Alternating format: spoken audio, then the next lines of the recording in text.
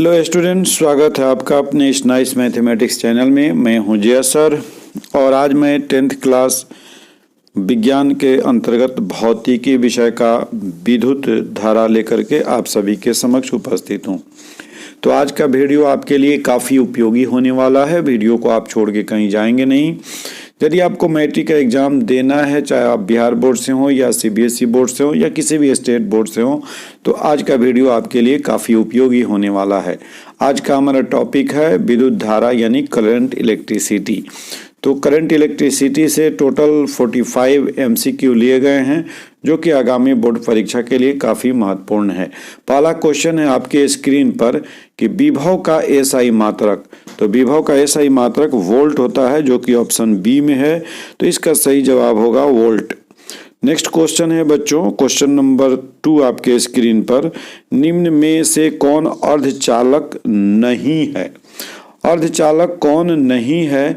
तो यहाँ जो ऑप्शन दिया गया है इसमें सिलिकॉन है, जर्मेनियम है, तो ये अर्धचालक हैं। पारा अर्धचालक नहीं है, इसलिए आपका सही जवाब होगा सी, पारा।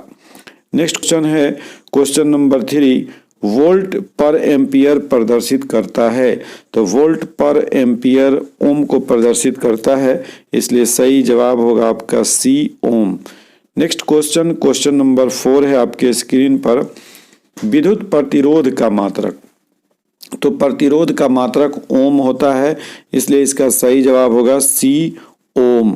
नेक्स्ट क्वेश्चन है क्वेश्चन नंबर 5, विद्युत धारा का एसआई मात्रक। तो विद्युत धारा का एसआई मात्रक एम्पियर होता है, तो सही जवाब हो जाएगा आपका डी, एम्पियर।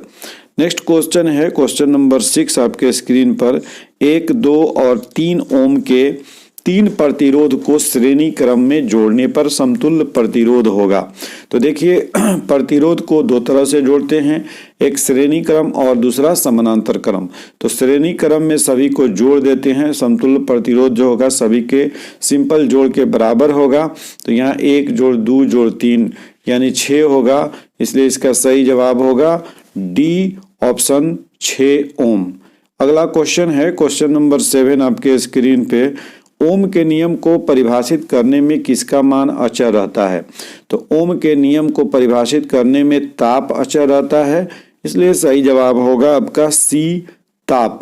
नेक्स्ट क्वेश्चन है बच्चों क्वेश्चन नंबर 8, निम्नलिखित में से कौन सा पद विद्युत परिपथ में विद्युत शक्ति को निरूपित करता है? तो इसका सही जवाब होगा IR2 यानी कि ऑप्शन नंबर बी सही होगा। नेक्स्ट है क्वेश्चन नंबर 9, विभवांतर का एसआई मात्रक। तो विभवांतर का एसआई मात्रक वोल्ट होता है, जो कि डी ऑप्शन में है, इसलिए सही जवाब होगा डी। नेक्स्ट क्वेश्चन है बच्चों क्वेश्चन नंबर 10, 100 वाट और 220 वोल्ट। 100 वाट और 220 वोल्ट के विद्युत बल्ब के तनु का प्रतिरोध क्या होगा? तो 100 वाट और 220 वोल्ट है, तो इसका प्रतिरोध जो होगा 484 ओम होगा, इसलिए सही जवाब होगा आपका बी, 484। नेक्स्ट क्वेश्चन है बच्चों 84। नेक्स्ट क्वेश्चन है बच्चों क्वेश्चन नंबर 11 आपके स्क्रीन पर। और हाँ, यदि आप इस चैनल पे नए हैं या अभी तक आपने चैनल को सब्सक्राइब नहीं किया है, तो आप फटाफट से चैनल को सब्सक्राइब कर लें और बेल आइकॉन को टच कर दें, ताकि जब भी जो भी वीडियो डाला जाए उसका नोटिफिकेशन आपको तुरंत मिल जाए। और यदि वीडियो आपको अच्छा लगता है तो लाइक कीजिए, अपने दोस्तों में शेयर कीजिए, ताकि परीक्षा की सबकी तैयारी होती रहे। आइए क्वेश्चन नंबर 11 देखते हैं, टंगस्टन निम्नलिखित में से किस ताप पर पिघलता है? तो टंगस्टन जो है 3500 डिग्री सेल्सियस पर पिघलता है, इसलिए सही जवाब होगा सी। नेक्स्ट क्वेश्चन है बच्चों क्वेश्चन नंबर 12, विद्युत शक्ति का मात्रक। तो विद्युत शक्ति का मात्रक वाट होता है, इसलिए इसका सही जवाब होगा डी। नेक्स्ट क्वेश्चन है क्वेश्चन नंबर 13, प्रतिरोध का मात्रक। तो प्रतिरोध का मात्रक ओम होता है, इसलिए सही जवाब होगा डी। अगला प्रश्न बच्चों आपके लिए है, 12 वोल्ट विभवांतर के दो बिंदुओं के बीच 2 कूलम आवेश को ले जाने में किया गया कार्य क्या होगा?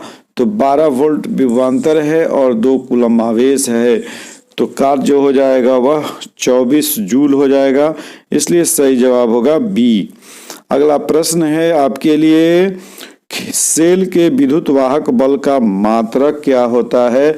तो विद्युत वाहक बल का मात्रक सेल के वोल्ट होता है, इसलिए सही जवाब होगा बी। अगला प्रश्न है बच्चों आपके लिए, एक एमीटर के स्केल पर 0 तथा 2 एम्पियर के बीच 20 विभाग हैं, इसका अल्पमत मान क्या होगा?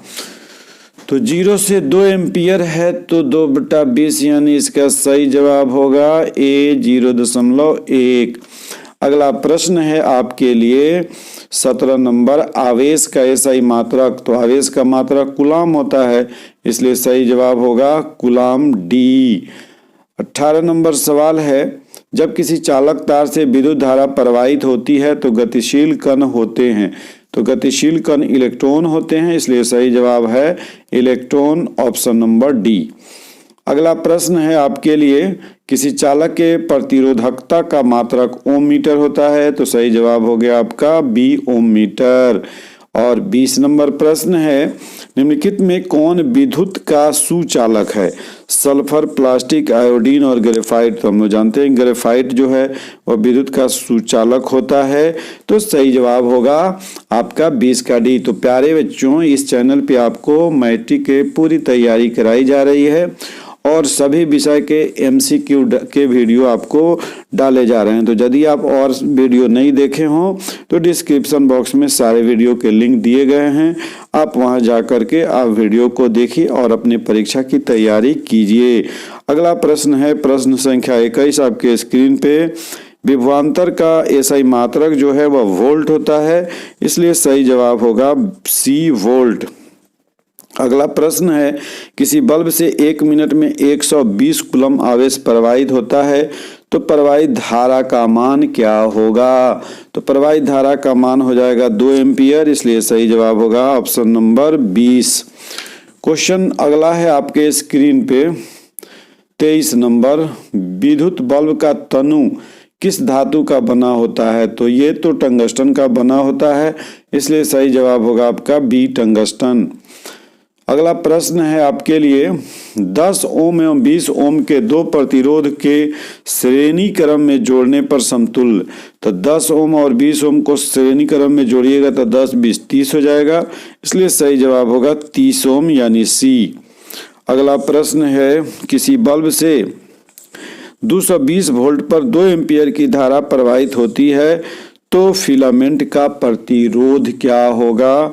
तो फिलामेंट का प्रतिरोध हो जाएगा 110 ओम यानी डी, ऑप्शन 25। 26 नंबर है, किसी चालक के छोरों के बीच विभवांतर बी, प्रतिरोध आर एवं प्रवाहित धारा आई के बीच कौन सा संबंध होता है?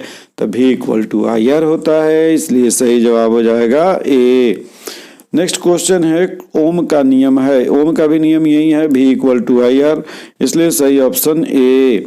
नेक्स्ट क्वेश्चन 28 नंबर, हमारे घरों में जो विद्युत आपूर्ति होती है वह 220 वोल्ट पर प्रत्यावर्ती धारा है, इसलिए सही जवाब होगा सी। अगला प्रश्न प्रश्न संख्या 29, बैटरी में किस प्रकार की धारा प्रवाहित होती है? तो ये तो बहुत ही सिंपल सा सवाल है, बैटरी में दिश धारा प्रवाहित होती है, यानी सही जवाब ए।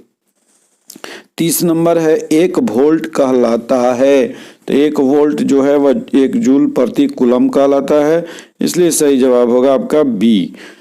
क्वेश्चन नंबर 31 जो है, किसी विद्युत बल्ब से 220 वोल्ट पर 1 एम्पियर की धारा प्रवाहित होती है, तो प्रतिरोध का मान क्या होगा? तो प्रतिरोध का मान हो जाएगा वहीं 220 ओम, यानी answer number C. Question number 32 है, किस उपकरण में धन और ऋण का चिन्ह नहीं होता? तो कुंडली में धन और ऋण का चिन्ह नहीं होता, सही जवाब हो गया सी।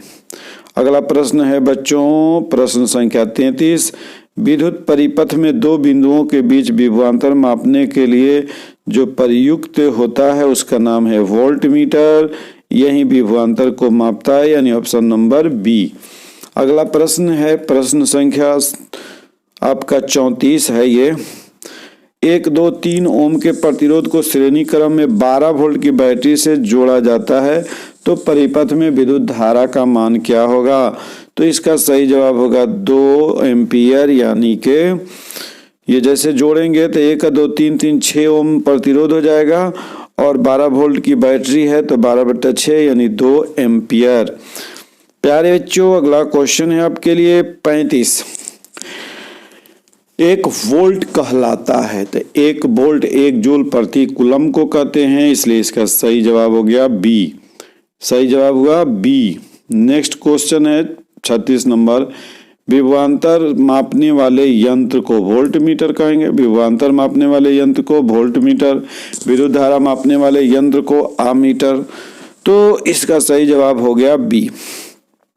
सवाल नंबर 37 है। जब किसी चालक तार से विद्युत धारा प्रवाहित होती है तो इलेक्ट्रॉन गतिशील होता है, इसलिए सही जवाब होगा डी इलेक्ट्रॉन। नेक्स्ट है 37 के बाद 38 नंबर। किसी कुंडली का प्रतिरोध ज्ञात करने के लिए कौन सा सूत्र है?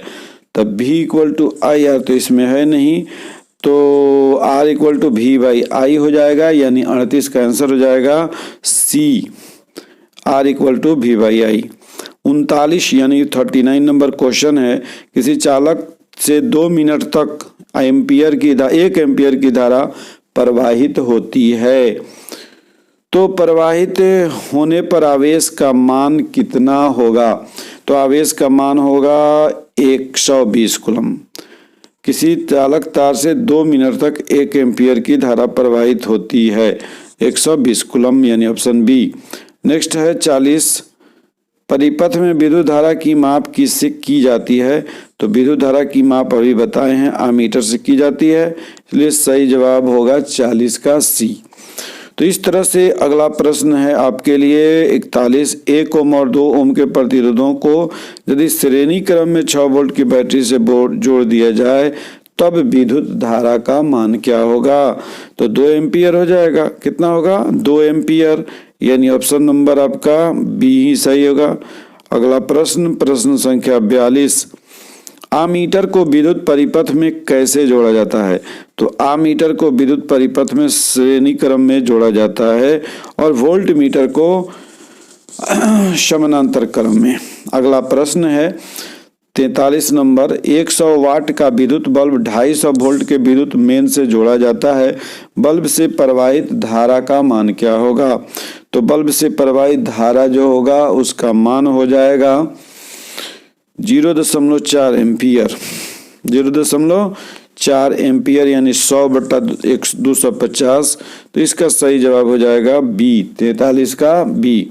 अगला प्रश्न है 44 नंबर।